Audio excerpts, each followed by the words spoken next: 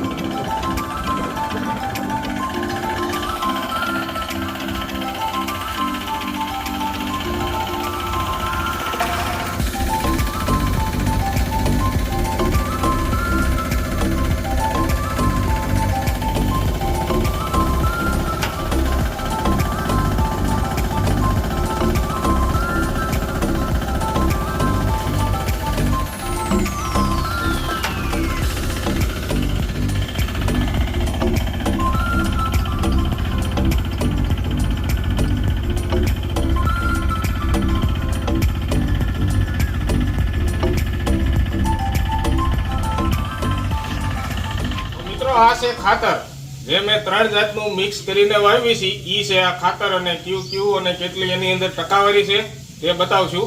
તો મિત્રો, આ છે એસએસપી કોરોમંડલ કંપનીનું ગ્રોમોર।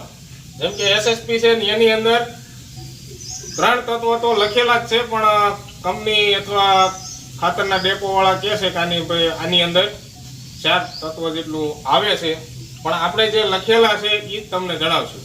તો મિત્રો, આની અંદર ફોસ્ફરસ 16% જેટલું લખેલું છે અને 16% જેટલું કેલ્શિયમ લખેલું છે અને 11% જેટલું સલ્ફર લખેલું છે। તો આની અંદર મહત્વના તત્વો ફોસ્ફરસ, કેલ્શિયમ અને સલ્ફર।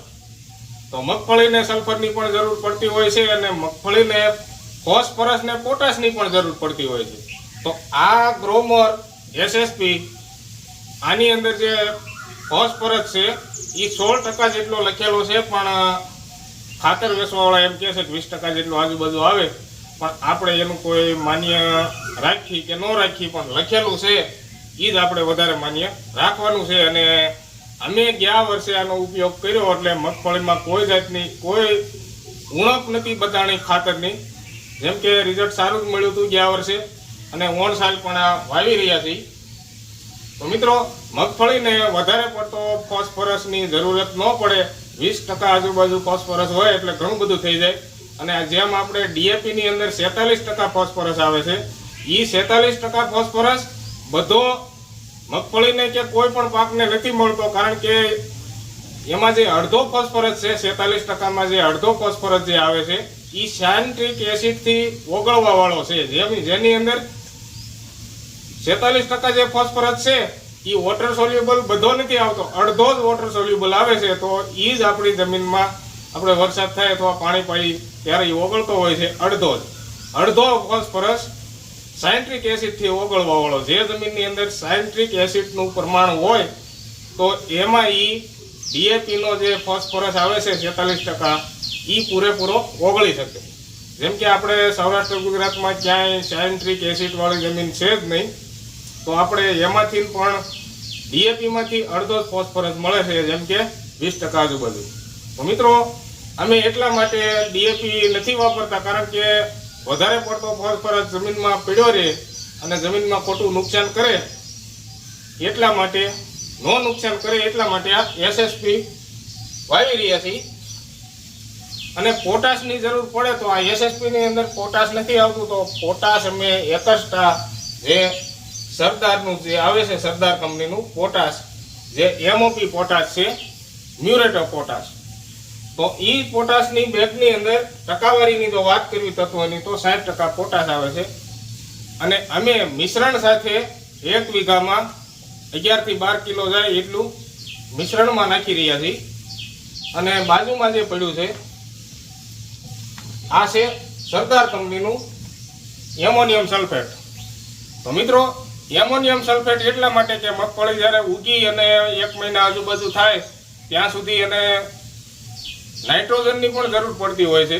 અને 1 મહિના પછી કે 35-40 દિવસની થાય એટલે એની અંદર મૂળની અંદર જે રાઇઝોબિયમની જે ગોળ ગોળ ગાંઠો ફૂટતી હોય છે મગના દાણા જેવી, એમાંથી એને નાઇટ્રોજન પૂરતો પડી જાય. પણ 1 મહિનાની મગફળી થાય ત્યાં સુધી ગાંઠો ન બની હોય મૂળમાં, એટલે આપણે 1 મહિના સુધી ઉગ્યા પછી નાઇટ્રોજનની જરૂર પડતી હોય છે. તો આપણે નાઇટ્રોજન યુરિયા દ્વારા નથી આપવાનું. યુરિયાનું કામ એવું છે કે જલ્દી છોડનો વિકાસ અને વધ કરાવે, અને ડાળી અને જે ફૂટવા જોઈએ એ ન ફૂટે અને એક આમથી ઉભળી વધ થઈ જાય યુરિયાથી.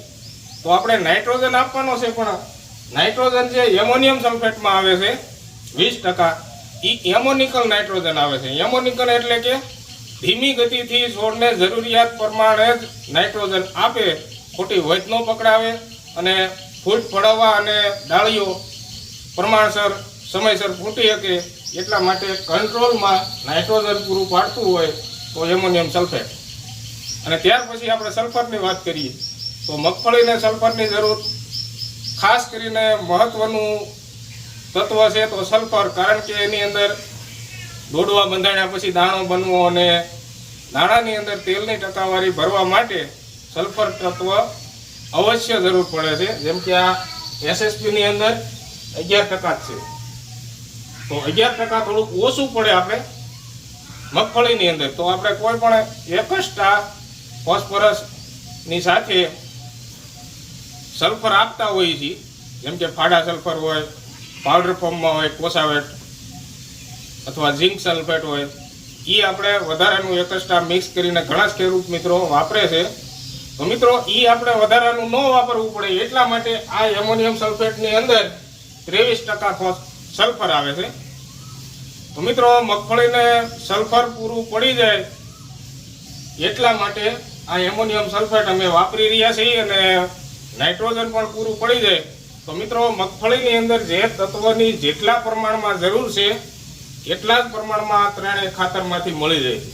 જેમ કે અમે ગયા વર્ષે આનો અનુભવ કર્યો હતો ને આ પાયાના ખાતરમાં વાવ્યું હતું ત્રણેય આટલા જ પ્રમાણમાં, તો ખૂબ સારું એવું રિઝલ્ટ મળ્યું હતું. ને અમારે જમીન છે બેકડ કરાળ, એટલે કે મધ્યમ ગોરાળું બેકડ કરાળ, એટલે કે બેકડ કરાળની અંદર જ્યારે વરસાદ થાય ત્યારે મગફળી અમે વર્ષો વર્ષ વાવી છીએ તો પીળી તો પડે જ છે વરસાદ થાય ત્યારે. તો આ ત્રણેય ખાતર વાવવાથી ગયા વર્ષે અમારે મગફળી પીળી પડી જ નહોતી બિલકુલ. તો રિઝલ્ટ ખૂબ સારું એવું અમને આ ખાતરમાં મળ્યું છે. અને માપની જો વાત કરીએ તો આ જે પોટાશ છે અને એસએસપી છે બંનેના તમને માપ જણાવી દીધા છે વીઘે. અને બાકી માપ રહ્યું છે આપણે એમોનિયમ સલ્ફેટનું. તો એમોનિયમ સલ્ફેટ આપણે વધારે પડતું નથી આપવાનું, કારણ કે જ્યારે આપણે મગફળી વાવશું ત્યારે એમોનિયમ સલ્ફેટ જો વધારે વાપરેલું હોય તો થોડાક દાણાને ડેમેજ કરી શકે, કારણ કે એમોનિકલ નાઇટ્રોજન છે, સલ્ફર છે, અને વરસાદ થોડો ઘણો ઓછો થયો હોય, મીડિયમ વાવણી થઈ હોય તો દાણા થોડાક બગડી શકે, એટલે કે થોડા ઘણા બફાઈ શકે, કારણ કે નાઇટ્રોજન અને સલ્ફર બંને ભેગું થાય એટલે ઉગાવવામાં થોડુંક બીજને ડેમેજ કરે. પણ આપણે જો એને પ્રમાણસર વાપરશું, જેટલી જરૂરિયાત છે એટલા પ્રમાણમાં જો વાપરશું તો બિલકુલ નુકસાન કે દાણાને ડેમેજ નથી કરતું. ગયા વર્ષે અમે 6 થી 6.5 કિલા જેટલું એક વીઘામાં માપ જાય એટલું આ એમોનિયમ સલ્ફેટ અમે આની સાથે મિક્સ કર્યું હતું. અને ઓણ સાલ પણ 6 થી 6.5 એક વીઘે જાય એટલું આ મિક્સ કરી અને સાથે અમે નાખી રહ્યા છીએ. હવે તમને બતાવું છું ખાતર. તો મિત્રો આ છે એસએસપી દાણેદાર કોરોમંડલ કંપનીનું ગ્રોમોર. જેમ કે આ કંપની સારી છે ને, એસએસપી ખાતર આ ખૂબ જ સારું એવું આવે છે. ગયા વર્ષે અમને રિઝલ્ટ મળ્યું હતું ને. હવે બાજુમાં જે પોટાશ છે એમઓપી પોટાશ, તો આ છે આપણે મીડિયમ દાણો, એટલે કે થોડુંક ઝીણું, ખાંડ કરતાં થોડુંક ઝીણું. અને હવે બાજુમાં છે એમોનિયમ સલ્ફેટ. તો ઓરિજિનલ એમોનિયમ સલ્ફેટ હશે એમાં આપણે જે ખાંડ આવે ઝીણી એ ટાઈપનો દાણો હશે, વધારે ઝીણું પણ નહીં. વધારે ઝીણું જો આવશે એ તમે ખાતર લેવા જશો તો તમને કહે છે કે ભાઈ એમોનિયમ સલ્ફેટ જો એની પાસે નહીં હોય ને તો મેગ્નીશિયમ સલ્ફેટ આપી દેજો. મેગ્નીશિયમ સલ્ફેટ એમોનિયમ સલ્ફેટ જેવું જ હોય, પણ મેગ્નીશિયમ સલ્ફેટ વધારે પાવડર આવે છે. અને એમાં જે આ સલ્ફર અને નાઇટ્રોજનનું પ્રમાણ આના જેટલું ન હોય તો આપણે એમોનિયમ સલ્ફેટ જ વાપરવાનું. તો મિત્રો આવી રીતના છે આ ખાતર, અને અમને વધારે આ અનુકૂળ આવી ગયું છે અમારી જમીનમાં. અને જો ખાતર વ્યવસ્થાપનની જો વાત કરીએ તો અમે જમીનની લેબોરેટરી કરવા લેબમાં પણ જમીનનો નમૂનો આપ્યો છે, પણ હજી રિપોર્ટ આવ્યો નહોતો. એટલે વરસાદે થોડીક ઉતાવળ કરી એટલે અમને એમ થયું કે ભાઈ સમયસર આપણે ખેતી કામ કરી લઈએ, પછી રિપોર્ટ જ્યારે આવે ત્યારે આપણે પૂરતી ખાતરમાં એનો ઉપયોગ કરીશું. તો મિત્રો આ જે ખાતર છે એસએસપી કોરોમંડલ કંપનીનું ગ્રોમોર, આની કિંમત પણ વધારે નથી, 515 રૂપિયામાં અમારે આવ્યું છે. અને સરદાર બીજ નિગમ સરદાર ડેપોમાંથી જ લીધું છે કંપનીનું ઓરિજિનલ. અને બાજુમાં જે પોટાશ છે સરદાર કંપનીનું એ પણ ડેપોમાંથી જ લીધું છે. અને પોટાશની કિંમત છે 1550 રૂપિયા. અને બાજુમાં જે એમોનિયમ સલ્ફેટ પડ્યું છે એની કિંમત છે 950 રૂપિયા. તો ત્રણેય ખાતર અમે સરદાર ડેપોમાંથી જ લીધેલા છે. અને અમારા જસદણ વિસ્તારમાં આવી રીતના ભાવ છે, જેમ કે ઓરિજિનલ સરકાર માન્ય ભાવ છે, અને એમાં કોઈ વધારાનો ડિફરન્ટ હોય નહીં. પણ તાલુકો જિલ્લો ફરે તો થોડો ઘણો ફેરફાર થઈ શકે. તો મિત્રો આવી રીતનું છે ખાતર, અને વાવી રહ્યા છે એનું માપ તમને જણાવી દીધું. આવી રીતનું જો માપ આપણે શેડ્યુલ કરી તો નુકસાન પણ ન કરે અને જરૂરિયાત પડતું તત્વ મળી રહે મગફળીને. તો મિત્રો આવી રીતની છે અમારી કામગીરીને હવે તમને બતાવશું કે આવી રીતનું વાવી છે ખાતર.